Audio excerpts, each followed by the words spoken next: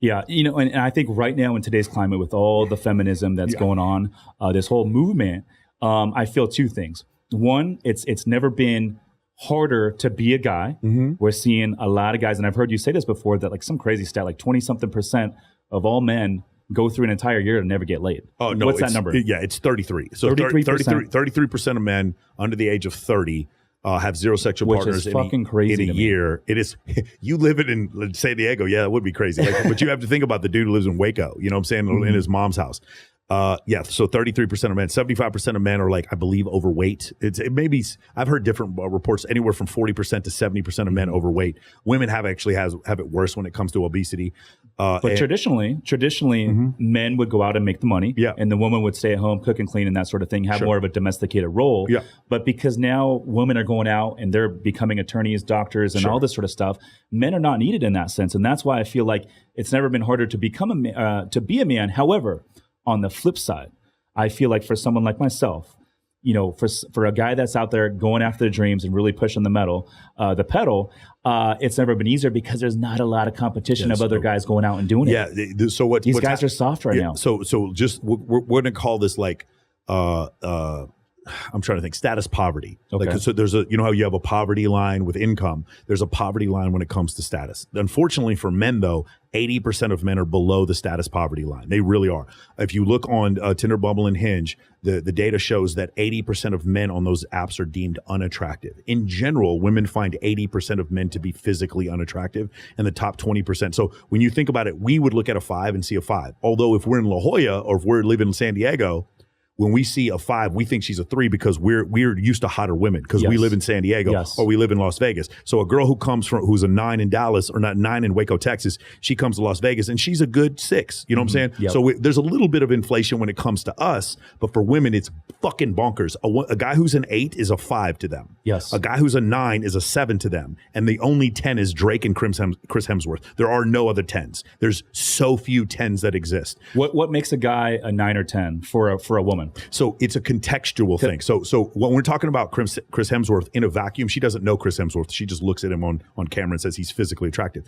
For us, what happens is you sit there and you get a mansion that you're trying to flip, like you're trying to sell whatever real estate. You got some partners trying to flip this mansion. So you throw a party at this mansion and you get a bunch of people there. And then every girl knows there that like the property's under your name and you're throwing the party. You are now contextually a 10 in that environment because compared to all the other males there, you're higher status than they are. So it's one of these situations where they deem most men to be unattractive, but they're fucking someone. So level of success and money has a lot to do with the attractiveness. Yeah. So for there's a great book on this. It's called Why Women Have Sex by Cindy Meston and David Buss.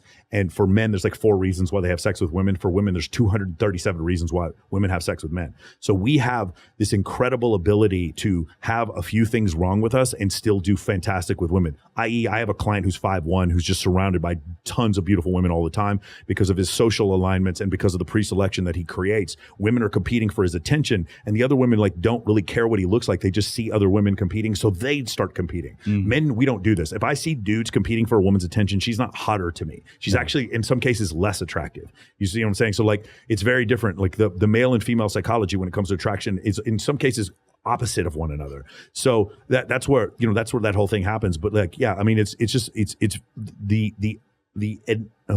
you admitting as a society that we're completely different. That's what people need to do. Are we going to go back to a traditional level? No, things are not going to, the Overton window is not going to swing back to the right where women are all back in the kitchen. But it will swing a little bit, right? I don't know if it ever will. Like, you don't think so? To be fair, I think what happens is there's a few group of men who, like me and the guys in my program, we listen to all the stuff that they talk about in the Barbie movie or on The View.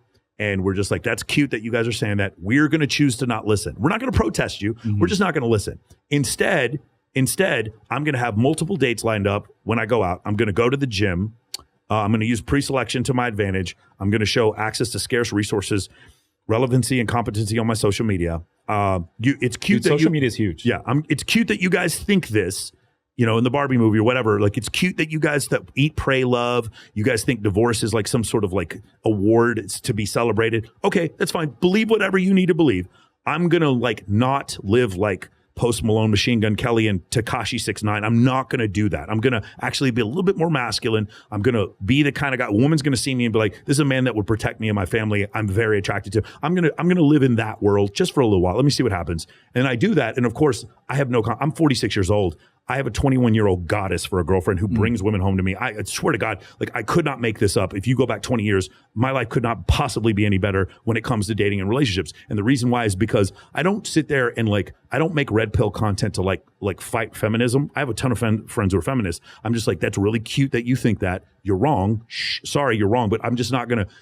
I just decide to live my life as a masculine man and ignore that noise, that chaff that people are trying to send my way. And when you do so, I think your point previously was, while that group at the top that has, so remember we talked about status poverty, most guys are below the poverty line. I'd say 84% of men are below the status poverty line. Which is considered how much money a year? It doesn't even matter. So you could so let's say if you're 5'1", then it's a higher number. But if you're 6'3" and handsome, it's a lower number of how much money. You know what I'm saying? 6'3" and handsome, $60,000 a year. If you're 5'1", it might be $500,000 a year.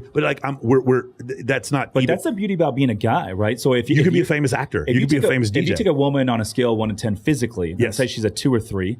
No matter how much she makes and whatever she does, it's going to be very challenging for her to pull. That's absolutely right. High level man. Correct. But as a man, you could be 5'3", 5'4", and a 2 on a scale of 1 to 10, and become Jeff Bezos and have all the high quality options that you could ever dream of. It's not just money. Also, I'm going to shout out Graham Stephan. Graham Stephan is not a very tall individual. Graham Stephan's girlfriend is very attractive. Why is that? Because Graham has tons of status, and he's very charismatic. He speaks incredibly intelligently. He's super confident, and he probably has some money too. But Graham is a terrific example of a guy who's like not super tall, who has I know a ton of other dudes. I have a buddy of mine, Joel Alvarez. You know the Black Tape Project. Have you ever seen that, where they put the girls in electrical tape and they don't wear any clothes, but they're just wearing tape? Joel is not super tall. Joel is like 5'8", 5'7". Joel, every girl that he's dated is like Bilzerian Playboy level quality, 10 out of 10 hot. And the reason why is because he's incredibly competent at what he does. He does not flash any money whatsoever. For men, we have so many different, there's so many plays we can run. We can run the screen pass. We can run the play action, the double move. There's so many plays we can run to score the touchdown. Whereas women, they just kind of got to run the ball up the middle. And if they can't do it, then it doesn't really work for them. And because of that, when women come to that realization and they're 32, 35, and they did a little bit of porn, or they were hooking for a while, or they had a little slutty time in their 20s and maybe had a kid when they were 22 or whatever, once they come to the realization that men don't treat you the same when you're 35 and you put on some weight, then they get angry and they want their comeuppance. There's like, no, you guys, I went and got my master's degree. I turned my life around. I had an epiphany. Where's my man? And all the good men are like talking to 23-year-olds, and women are very angry about this. And then they're like again, one of the biggest issues I have is when a woman wants to date an older man, which most women do, it is considered a preference, a healthy preference. When a man wants to date a younger woman, he is a creep. That is a double fucking standard that a lot of people have that I think is absurd. Well, here's the thing. There's no doubt about this. I believe women mature quicker than men. Yes, of right.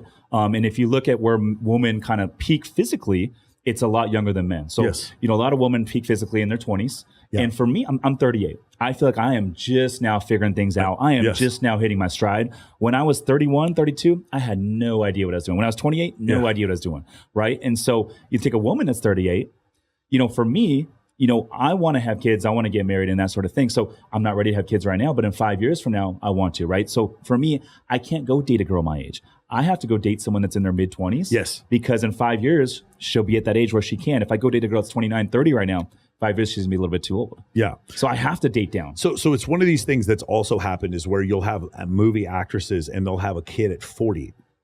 Not looking at there's actual medical. The guy or the woman will be 40. A woman will have a baby at 40. What happens is they don't see the $350,000 that went into the in vitro that caused them to be able to have a child at 40 years old. Number one, and number two, the increased levels of autism and situations like that happen when women have children at that late age.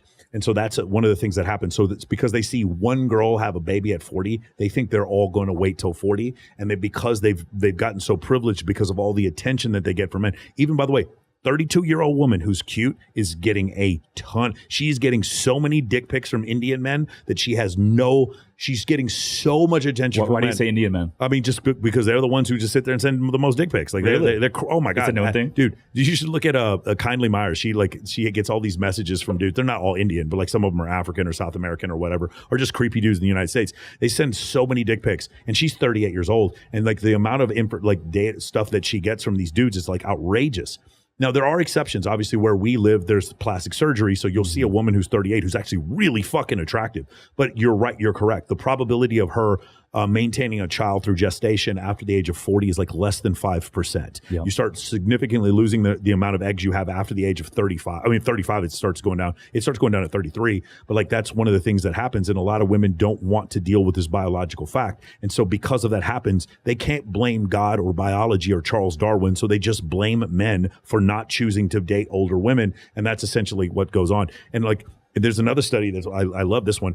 As men increase in status in every society, the age gap between them and their wife increases. In every society. Say that again. So as men increase in the status in their society, this is Yanomamo Indians, the Inuit Indians. This has to do with people in Holland. This has to do with people in Norway, United States, Mexico, all these different places. As men increase in income and status, the difference in age between them and their wife increases as well. Meaning you start seeing the 45-year-olds with the 21-year-olds. But men in general, on average, are dating women about 3 or 4 years younger than them. But the wealthy men at the very top are dating women 20 years because they have the ability to do so. Because they have the choice to be able to do so. And here's the other thing. One of the issues that I had was, like, for instance, the problem that women have with the Leonardo DiCaprio thing where he would leave a woman after she was 25 over and over again. And my question, which was posed by Sterling Cooper very, very concisely, is why don't you blame the fucking women? Like that are consistently dating Leonardo DiCaprio, knowing fully well he's going to break up with you at 25.